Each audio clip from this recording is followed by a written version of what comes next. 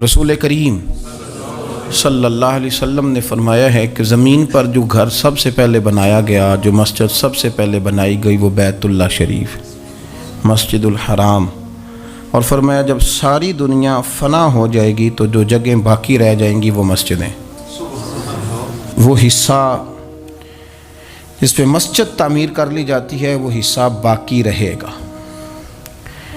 مسلمانوں کے اندر جہاں چیزیں بڑی تیزی کے ساتھ پھیلیں اور ہماری دلچسپیوں کا رخ جب سے دنیا داری کی طرف زیادہ بڑھا تو مسجد سے بھی تھوڑا سا لوگوں کا رجحان کم ہوا ہے۔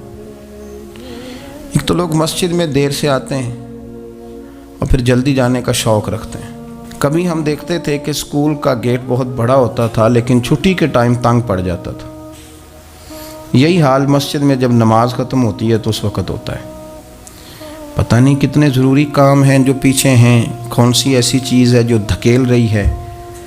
بچے تو اپنے آپ کو بڑی قید میں سمجھتے تھے اس لیے جایا کرتے تھے، لیکن مسجد سے اس تیزی سے نکلنا، نماز پڑھنے والوں کی نماز کا خیال نہ کرنا، کسی کی تکلیف کا احساس نہ کرنا اور شدت کے ساتھ وہاں سے نکلنے کی کوشش کرنا، اس عمل پر جب غور کیا جائے تو برے خیالات ذہن میں آتے ہیں۔ ایسی چیزیں ذہن کے اندر آتی ہیں جن کا ایک مسلمان کے حق میں ہونا ٹھیک نہیں۔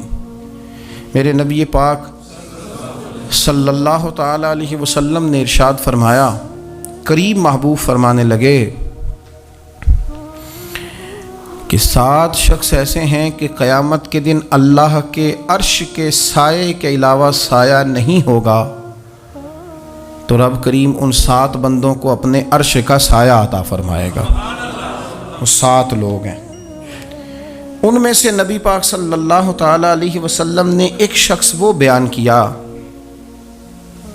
کہ جو نماز پڑھ کے مسجد سے نکل تو جاتا ہے پر اس کا دل مسجد کے ساتھ جڑا رہتا ہے، اس کی طبیعت مسجد کے ساتھ لگی رہتی ہے کہ اللہ کے گھر سے ہو کے آیا ہوں، مجھے دوبارہ اللہ کے گھر جانا ہے۔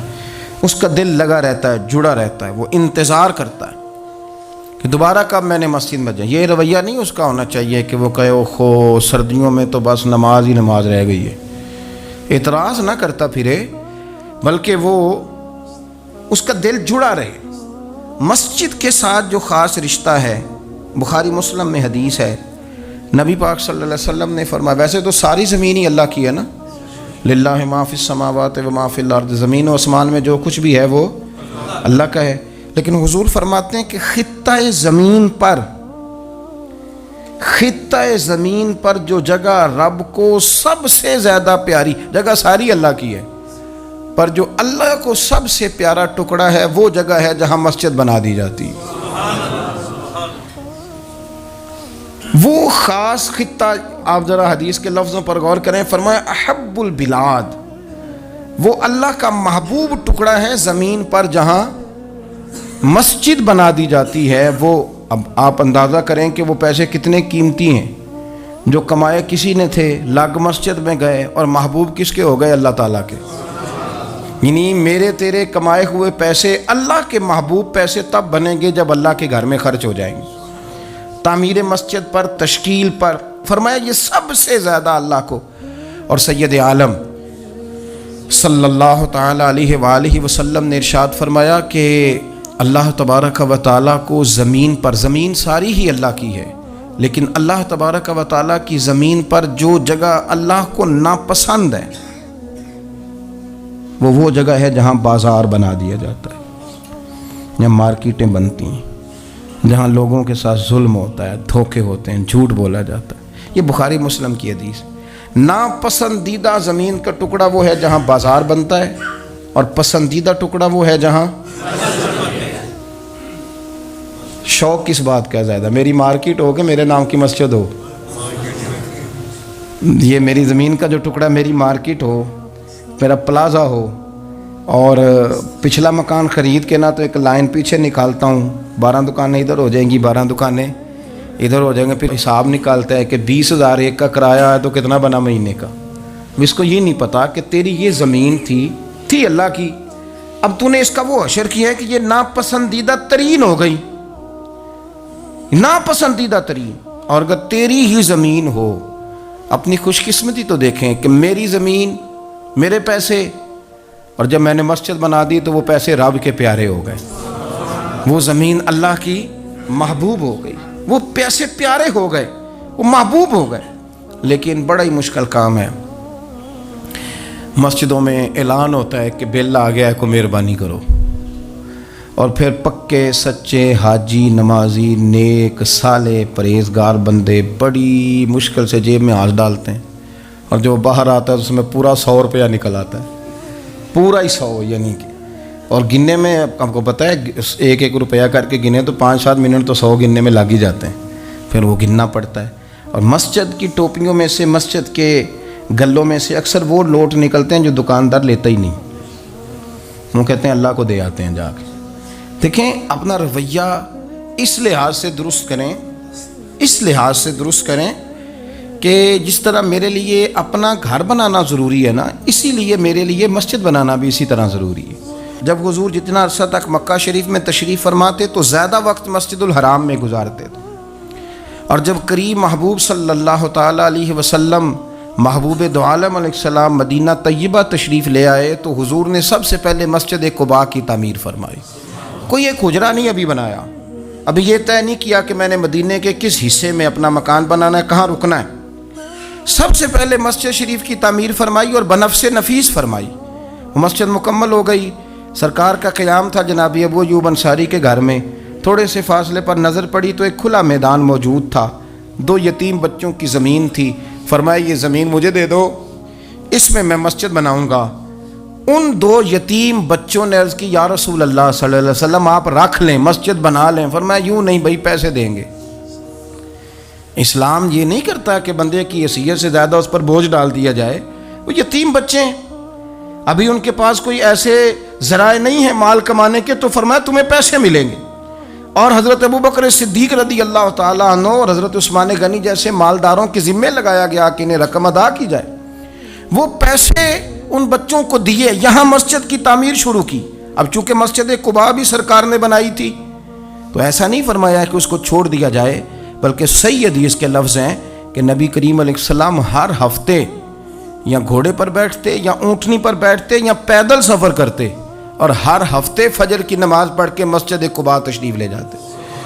اس مسجد کی آباد کاری میں حضور دلچسپی لیتے، شوق تھا سرکار کو، اس کو آباد کرنے میں دلچسپی لیتے۔ اور پھر میرے محبوب کریم علیہ السلام نے اس مسجد کے آباد کرنے میں ایک اور فضیلت بیان کی۔ فرمایا جو بندہ گھر سے وضو کرے اور میری مسجد قباء میں آ کے 2 رکعت نفل پڑھے، اللہ کے رسول کا وعدہ ہے اللہ اسے پورے عمرے کا ثواب عطا فرمائے گا۔ آپ دیکھ لیں مدینہ شریف میں جس طرح مسجد نبوی شریف ہر وقت کھلی رہتی ہے، مسجد قباء بھی ہر وقت کھلی رہتی ہے، ہر وقت وہ مسجد موجود ہے۔ دن کو جائیں رات کو جائیں، آپ کو وہاں نماز پڑھنے کے مواقع میسر ہیں۔ گویا حضور نے بنائی بھی ہے اور میرے نبی نے بسائی بھی ہے، اور وہ پوری طرح بسی ہوئی ہے، وہاں لوگوں کا آنا جانا ہے، وہاں ہر قسم کی خوشبری۔ یہاں حضور نے مسجد کی بنیاد رکھی، حجرہ کوئی نہیں ابھی بنایا، کسی زوجہ کے لیے رہنے کو کوئی جگہ نہیں بنائی۔ یہ اب شوق دیکھیں، مسجد کے ساتھ حضور کی دلچسپی دیکھیں کہ سرور کائنات صلی اللہ تعالیٰ علیہ وسلم نے مسجد نبوی شریف کی بنیاد رکھی۔ مسجد کے لیے حضور نے خود بنفس نفیس تعمیر میں حصہ لیا، حضور پتھر اٹھا کے لاتے، مسجد کی تعمیر میں کام کرتے۔ حضرت سیدنا ابو ہریرہ رضی اللہ تعالیٰ عنہ فرماتے ہیں ہم ایک اینٹ اٹھا کے لاتے تھے تو حضرت عمار بن یاسر رضی اللہ تعالیٰ عنہ 2 اینٹیں اٹھاتے تھے، تو جب وہ اینٹیں اٹھا کے لا رہے تھے تو ان کے کپڑوں کو کچھ مٹی لگ گئی۔ تو جس طرح انسان کسی بچے کو شاباش نہیں دیتا اور کبھی کسی بچے کو مٹی لگ جائے تو اس کے کپڑے نہیں جھاڑتا، سرور کائنات صلی اللہ تعالیٰ علیہ وآلہ وسلم نے جب دیکھا، یہ بخاری کے لفظ ہیں، سید عالم علیہ السلام نے جب دیکھا کہ حضرت عمار بن یاسر کے کپڑوں کو مٹی لگ گئی ہے تو حضور صلی اللہ علیہ وسلم قریب گئے، اور صحابہ فرماتے قربان جائیں حضور نے اپنے دست مبارک سے ان کے کپڑوں کی مٹی جھاڑنی شروع کر دی۔ گویا مسجد بنانے والے مزدور کے ساتھ نبی پاک علیہ السلام کی اتنی دلچسپی ہے، اگر اس کے کپڑوں کو مٹی لگ جائے تو حضور اپنے ید اللہ والے ہاتھوں سے وہ مٹی صاف فرماتے ہیں۔ ہمارے ہاں اول تو ہمارا مزاج نہیں مسجد کی طرف توجہ دینے کا، اگر کوئی 2-4 بندے مسجد کی کمیٹی میں کبھی زبردستی الجھ جائیں، ان کو الجھا ہی لیا جائے، تو سب سے پہلا فتویٰ یہ لگتا ہے کہ یہ بندہ خزانچی ہے، مسجد کو کھا گیا۔ سب سے پہلا فتویٰ اس کو یہ لگتا ہے۔ اور اکثر آپ ناراض نہ ہوں، یہ باتیں وہ لوگ کرتے ہیں جو ایک دھیلا نہیں دیتے مسجد میں۔ ان کو بڑی فکر ہوتی ہے دوسروں کے پیسوں کی، ہاں جی، کہ اس نے پیسے دیے تھے تو یہ کھا گیا۔ مجھے بھی ایک دفعہ ایک جگہ میں گیا ہوا تھا، تو ایک صاحب کہنے لگے جی اس مسجد میں بڑا فنڈ آیا پر فلانا بندہ کھا گیا ہے۔ تو اس سے بھی تھوڑا سا وہ یہ ہوتا ہے کہ جب آپ کسی کے خلاف بات کرتے ہیں تو سامنے والا آپ کو اپنی ہمدردی دے کے تو 1-2 بات اور کرتا ہے۔ میں نے اس سے کہا کہ آپ نے کتنے پیسے دیے مسجد میں؟ کہنے لگا جی کچھ میں نے بھی دیے۔ میں کہا چل پہلے تیرے تے دعا مانا وہ کولوں آ چلیے۔ کہنے جی نہیں وہ تو میں دے چھڑے۔ تو میں کہا پھر جنہ دیتے سن انہاں بھی دے ہی چھڑے کہ توں حساب لینا ہے کہ اللہ لینا ہے؟ اتنا زیادہ ٹینشن لینے کی کیا ضرورت ہے آپ کو؟ اس بندے نے بھی مرنا ہے، قبر میں جانا ہے۔ میں کیا بھائی تیرے تے دعائیے نہ پیسے جڑے تیرے کھا گئے، تو تے وصول کرنا تو باقیوں کے دیکھے جائیں گے۔ آپ کو یہ توفیق نہیں ہے کہ آپ تھوڑا سا آگے بڑھیں، کام دیکھیں، اخراجات دیکھیں، معاملات دیکھیں کسی بھی مسجد کے۔ آپ تنقید کر رہے ہیں کمیٹی پہ مفت کی، اور اس کا نتیجہ کیا نکلتا ہے؟ مسجدوں میں جھگڑے ہوتے ہیں، فسادات ہوتے ہیں، دنگا ہوتا ہے۔ اور امام صاحب بیچارے، انہوں نے بھی تو پھر کو پارٹی رکھنی ہوتی ہے، جینا تو ہے نا دنیا میں۔ وہ بھی پھر کبھی کبھی دیکھ لیتے ہیں کہ اب پارٹی بھاری کیڑی ہے، تو اس کی طرف وہ توجہ کر لیتے ہیں، پھر وہ بھی ایک نیا دنگا شروع ہو جاتا ہے۔ کیونکہ مسجد میں امام اس نے رہنا ہے جس نے بندوں کو راضی رکھنا ہے، اس کی پابندی ہوتی ہے۔ ایک نے کہہ دیا تو کھل کے نماز پڑھا، سویرے ہی تو مزہ ہوتا ہے نماز پڑھن دا، تو دوسرا کہتا ہے قاری صاحب آپ تو فارغ ہیں، ہم نے تو ڈیوٹی بھی کرنی ہے۔ مسجد کی آباد کاری میں آپ حصہ لیں، چیزوں کو ادھیڑنے میں آپ کردار نہیں ادا کریں، کیونکہ مسجد اللہ کی رضا کے لیے۔ اور میرے نبی پاک علیہ السلام نے فرمایا جس نے اللہ کی رضا کے لیے مسجد بنائی اس نے اپنے لیے جنت میں مکان تعمیر کرا لیا ہے۔ شرط یہ ہے کہ اللہ کی رضا کے لیے پارٹی بازی کے طور پر مسجد نہ بنائے، رضا الہی کے لیے مسجد بنائے۔ اس نے اپنے لیے جنت میں مکان بنا لیا ہے۔ مسجد کے ساتھ دلچسپی ہونی چاہیے، مسجد کی صفائی کریں، مسجد کے ساتھ آپ دیکھیں کہ کون سا بلب خراب ہے، اس بلب کو آپ چینج کر دیں۔ آ کے تنقید کر کے چلے جانا کہ فلانا بندہ فلانا کام نہیں کرتا، یہ تو بڑا آسان کام ہے، یہ تو آپ کسی سے بھی کرا لیں۔ یہ تو لیکچر ساری دنیا دیتی ہے کہ فلانا غلط ہے، فلانا غلط ہے۔ چیزوں کو غلط کہنا، بندوں کو غلط کہنا یہ آسان ہے، لیکن غلط چیزوں کو ٹھیک کر لینا یہ مشکل کام ہے۔ یہ والا میرے بھائی فریضہ سر انجام دیں، کوشش کریں کہ مسجد کے آپ قریب آئے۔ حضرت تمیم داری رضی اللہ تعالیٰ عنہ میرے نبی کریم کے صحابی ہیں، انہوں نے سب سے پہلے مسجد میں آ کے چراغ جلایا تھا۔ اتنے راضی ہوئے میرے نبی پاک، اتنے راضی ہوئے، فرمایا تمیم تو نے مسجد میں چراغ نہیں جلایا، تو نے تو اپنی قبر روشن کر لی ہے، اور فرمایا تم نے تو مکمل نور حاصل کر لیا ہے، مکمل۔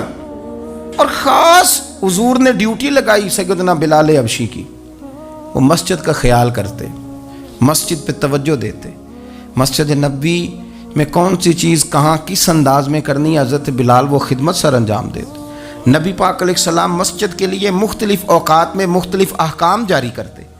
پہلے سرکار دو عالم صلی اللہ علیہ وسلم نے ایک دروازہ مخصوص کر دیا تھا، فرمایا بھئی ایک فیصلہ میرا یہ ہے کہ اس گیٹ سے صرف عورتیں آئیں گی، مرد نہ داخل ہوں۔ حضور نے وقف کر دیا عورتوں کے لیے۔ پھر ایک وقت ایسا آیا کہ نبی پاک صلی اللہ علیہ وسلم کے بہت سارے صحابہ نے، جن کے گھر مسجد کے بالکل ساتھ ساتھ تھے، انہوں نے مسجد کے اندر دروازے کھول لیے تھے، مسجد میں آیا کرتے تھے۔ اللہ کے رسول صلی اللہ علیہ وسلم نے فرمایا بھی اب جماعت کا وقت ہوتا ہے اور بالکل دروازہ مسجد کے اندر تم نے کھولا ہوا ہے تو کچھ چیزوں میں مشکل پیدا ہوتی ہے، لہذا سارے دروازے بند کر دو، ایک دروازہ کھلا رہے، اور وہ ہے جناب ابو بکر صدیق کا۔ وہ آج بھی کھلا ہے مسجد نبوی میں، اس کو وہ دروازے کو بند نہیں کرتے، کبھی ضرورت ہو تو وہ آگے کوئی کنات لگا دیتے ہیں، دروازہ وہ ہمیشہ کھلا رہتا ہے، اس لیے کہ اس کو میرے نبی پاک نے کھولا ہے، وہ دروازہ کھلا رہتا ہے۔ حضور نے مختلف اوقات میں مسجد کی تزئین و آرائش میں، اس کی وسعت میں دلچسپی کا اظہار کیا۔ حضرت بلال جھاڑو دیتے، آنے والے لوگوں کا خیال کرتے۔ مجھے کہہ لینے دیں، اس کو سیاسی نہ رہنا سمجھے، مجھے کہنے دیں، اور میں بہت ساری احادیث اور بہت ساری سیرت کی کتابوں کا نچوڑ ایک جملے میں بیان کرتا ہوں۔ مسجد نبوی ایک پارلیمنٹ ہاؤس کا درجہ رکھتی تھی، اسی میں سارے فیصلے ہوتے تھے، اسی کے اندر کافروں کے ساتھ جو معاملات تھے وہ طے ہوتے تھے، उसी में हर चीज़ सेट होती थी। मस्जिद के अंदर हमारी सियासत नापाक इसलिए हुई है कि हमने मस्जिद से बाहर निकाल दी। जब तक ये मस्जिद के अंदर थी, वुज़ू करके लोग बैठते थे, कुरान पाक की आयात बयान करके अपना मौक़िफ़ बयान करते थे, बड़ा साफ़ सुथरा निज़ाम चलता था। अमीरुल मोमिनीन का पार्लियामेंट हाउस मस्जिद होती थी, वो मस्जिद में बैठ के सारे काम करते थे और मस्जिद के पाकीज़ा माहौल के अंदर सारे काम मुकम्मल किए जाते थे। हज़रत सैयदना बिलाल हबशी की ड्यूटी थी।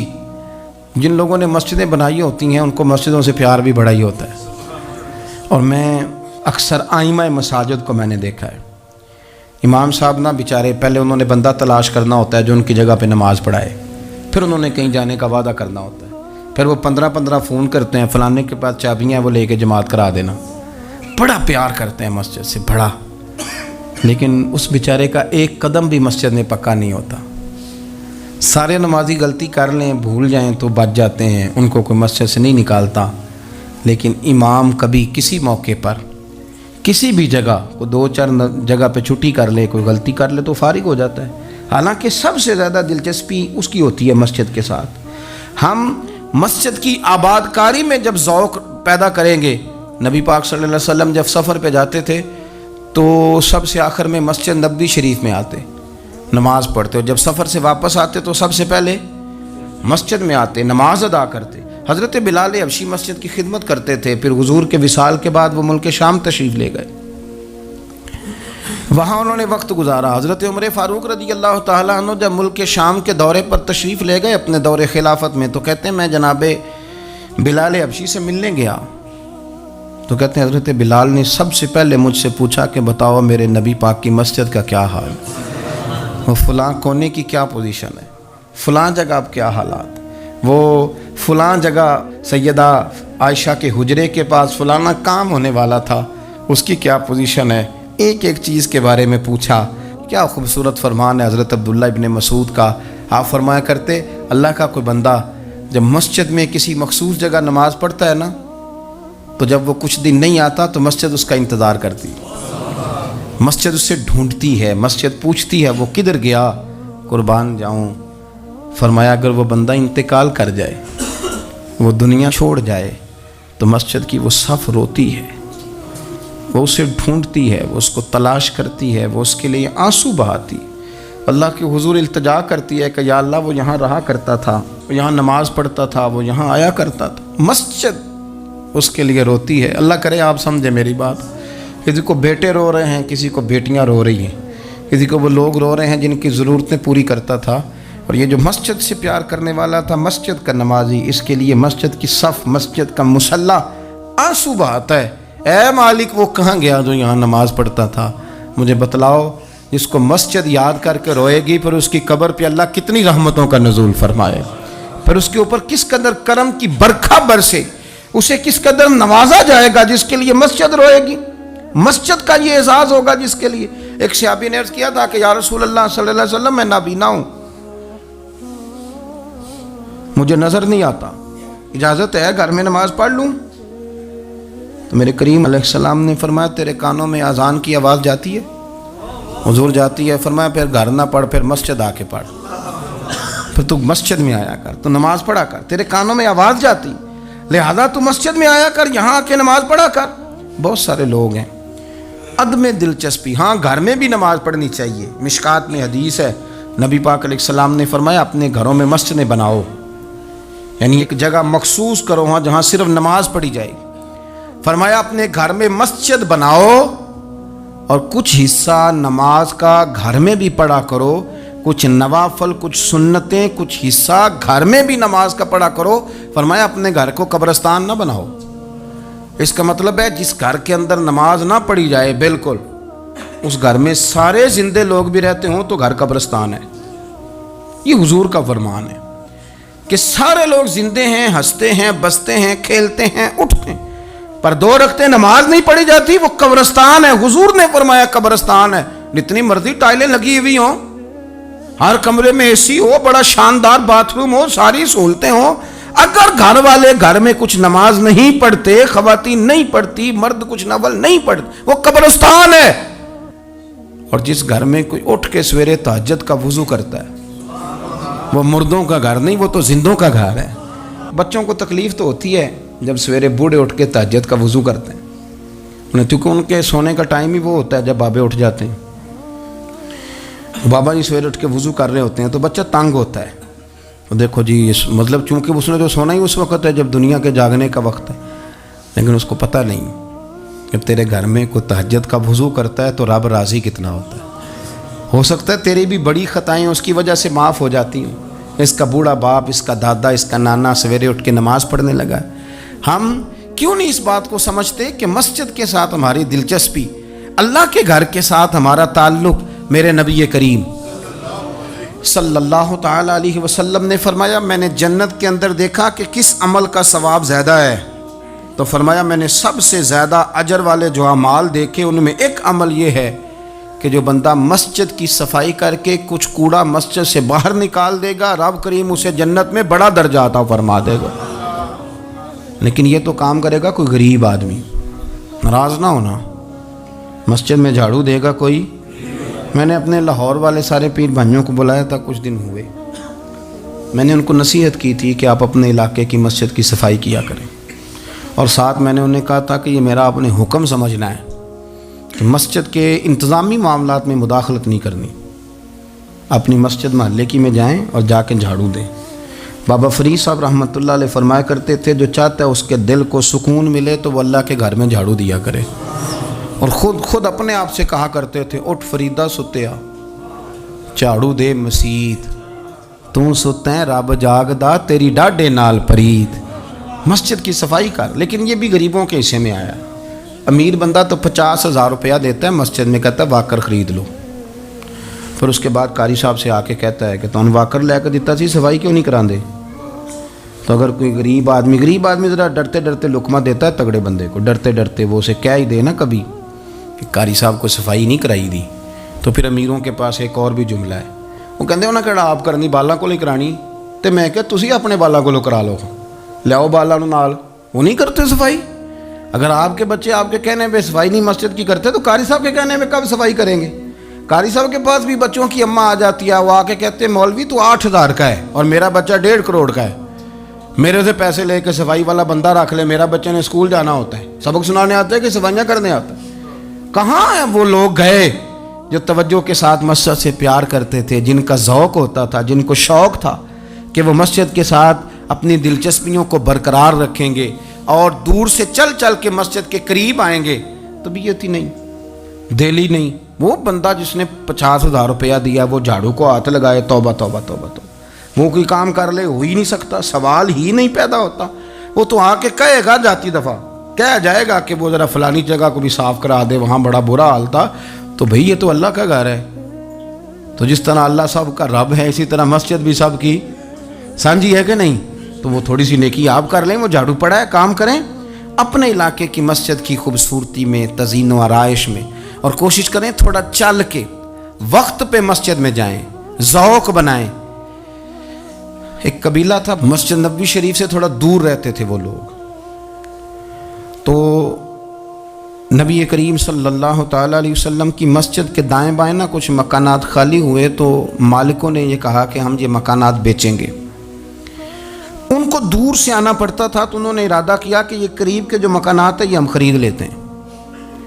نبی کریم صلی اللہ تعالیٰ علیہ وسلم کو خبر ملی کہ بنو سلیم قبیلے کے وہ لوگ یہ مکان خرید رہے ہیں تاکہ ہمیں مسجد کا قرب نصیب ہو جائے، دور سے چل کے آنا پڑتا ہے، وہ قریب آ جائیں گے تو ذرا مسجد میں حاضری ہماری آسان ہو جائے گی۔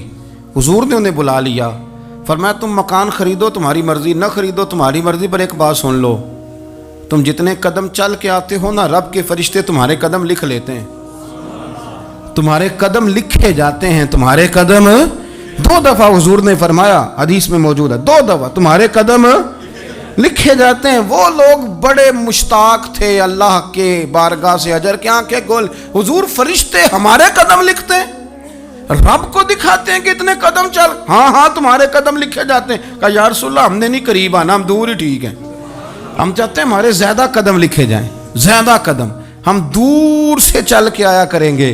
شعر یاد آ گیا ہے کسی درویش کا، اس نے کہا تھا کہ گو سنا تھا آستانہ یار دور ہے، پر ہم نے بھی ٹھان لی تھی کہ جانا ضرور ہے۔ رسول کریم صلی اللہ تعالیٰ علیہ وسلم کے غلاموں نے مسجدیں بنائیں، مسجدوں کے ساتھ دلچسپی کا رویہ رکھا، مسجد کے ساتھ ان کی وابستگی بڑی مضبوط رہی۔ میں نا مسجد نبوی شریف میں بیٹھا تھا تو بہت زیادہ شہرت بھی کئی دفعہ بہت سارے مسائل کو بھی جنم دیتی ہے، تو کچھ ایسی جگہیں ہوتی ہیں جہاں آپ کو خود ادب کے ساتھ جانا چاہیے، وہاں زیادہ جھمگٹے لوگوں کا آنا جانا، ہاتھ چموانا ویسے ہی تھوڑا ادب کے خلاف لگتا ہے، تو کوشش ہوتی ہے کہ ذرا وہاں کوشش کی جائے کہ ذرا چپکے سے کوئی کام ہو جائے، لیکن پیار کرنے والے تو پھر مل ہی جاتے ہیں نا ہر جگہ۔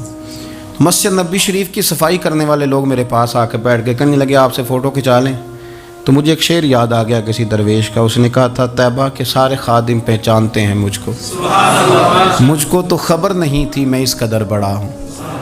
میں نے کہا جی کھنچوا لیں، ان میں ایک شخص بولا، کہنے لگا پیر صاحب آپ سے ایک بات کرنی ہے۔ میں نے کہا کریں۔